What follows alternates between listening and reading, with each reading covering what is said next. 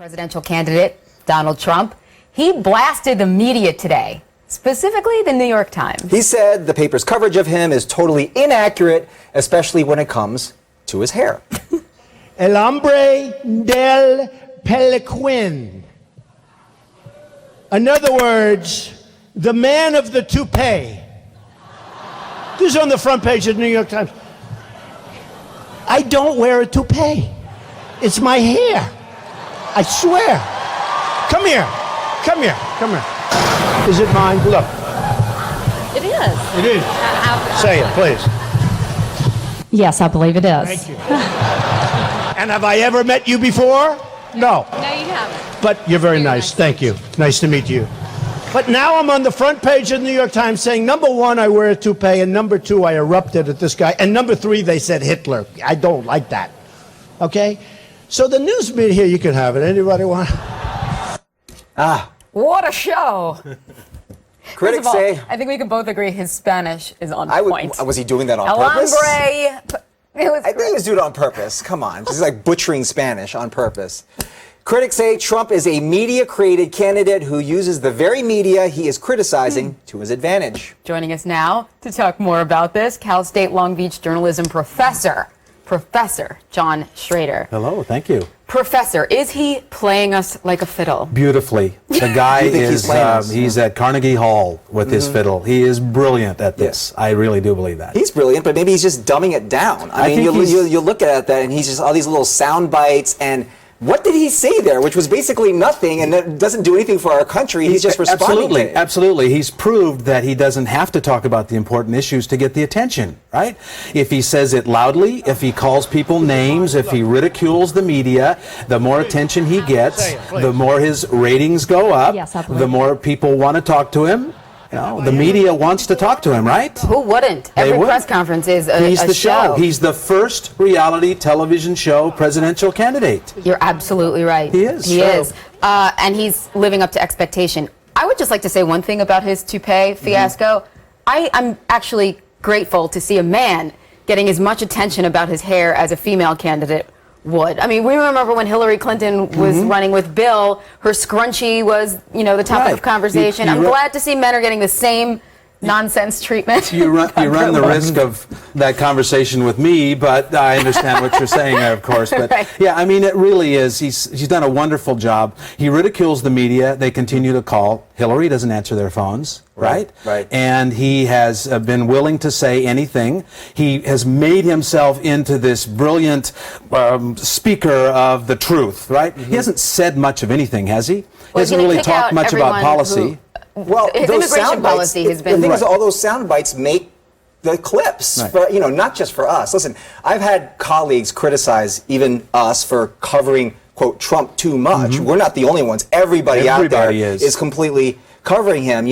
Are we really being played here? But at the same time, he is the leading candidate. So how do you not cover him? What do you do? He is a drug that we cannot kick.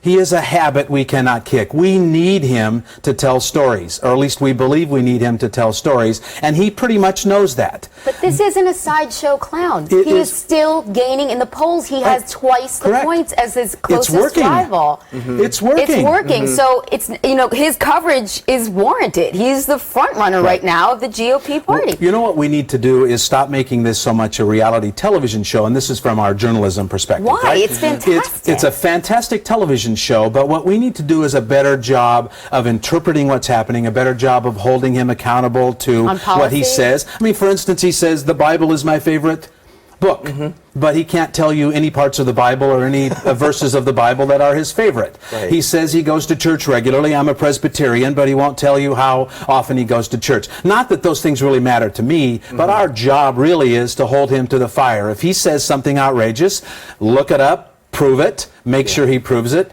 and that's our job. To be perfectly honest, isn't it more beneficial anyway if candidates speak in generalities? It's not as if, even The president can, really Right. get to the specifics. How are they going to tax you? How much is this going to cost us? I mean, they state on these really big, broad Right. sort of platforms. And he takes advantage as well in the media sphere of having the leading candidate before Jeb Bush having not much of a personality. He's a little trouble getting his He legs speaks under better him. Spanish, though. He does. Yeah, he does. And he Yes. understands the issues probably better. Right. And there are a bunch of other candidates who have kind of been there, we've seen there, we've done that.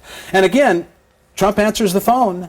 They would love Hillary to answer the phone. They'd love Jeb Bush to answer the phone. He's been on the phone. He's on television. He's live. He's there. He's accessible. He's available. And he's fabulous television. Professor, he is not the first presidential candidate, or the first president for that matter, who has gone after the media, who has blamed Right. the media for either making a caricature of him Right. that was inaccurate. So, I mean, typically that does become popular, right? This is another part of what I think is brilliant here. The irony abounds, I think, with Donald Trump. He ridicules, reviles the media, but then answers their phones and talks, and he does exclusive interviews on television almost Everywhere. every He's day, everywhere. right? Everywhere. He uses Fox News to help launch his campaign, the Hannitys and the O'Reillys, to launch his campaign. Then he gets in a feud with Fox News.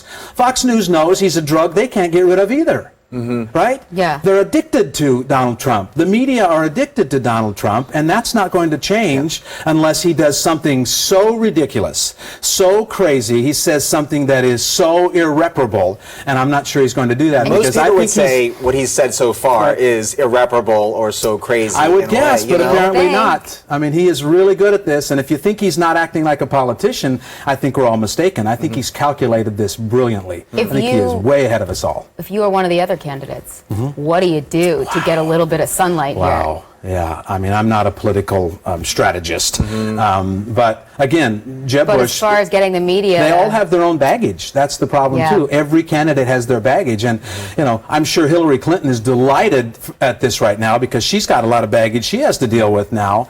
And she isn't in the focus as much as she might have been if Donald Trump hadn't sucked so much air out of the room. Isn't he also just fortunate that he came at a time here or ran for president when people are just so absolutely exhausted with the political parties, with the Clintons and the Bushes, and so they're just looking for something else, and whether or not it's like he's the anti-politician, so to speak? Again, I think it's all very calculated. I think he knows exactly what he's doing. He's 1, 2, 3 steps ahead of all of us. He has this figured out. He acts as though he's not a politician, right? He acts as though he's just a rich man, and he tells you that every day. I'm a very rich man. I'm a very smart man. And he tells us that. But what he really is so far ahead of the game. He knows what he's doing. He understands what we do. He understands how the media work. He understands the nation's appetite for reality television. The people understand narrative storytelling and reality television, and that's what Donald Trump is doing. And he understands the I think he's electoral fabulous. process, too, because He he's does. hitting all the right states, he knows exactly what to do. The electoral process is an idea it's that's turned on about its head 100 years now. past its time, right? That's Turned on true. its head That is now. true. Okay. Thank All you. right. You're welcome. Professor Shrader, thank you very much.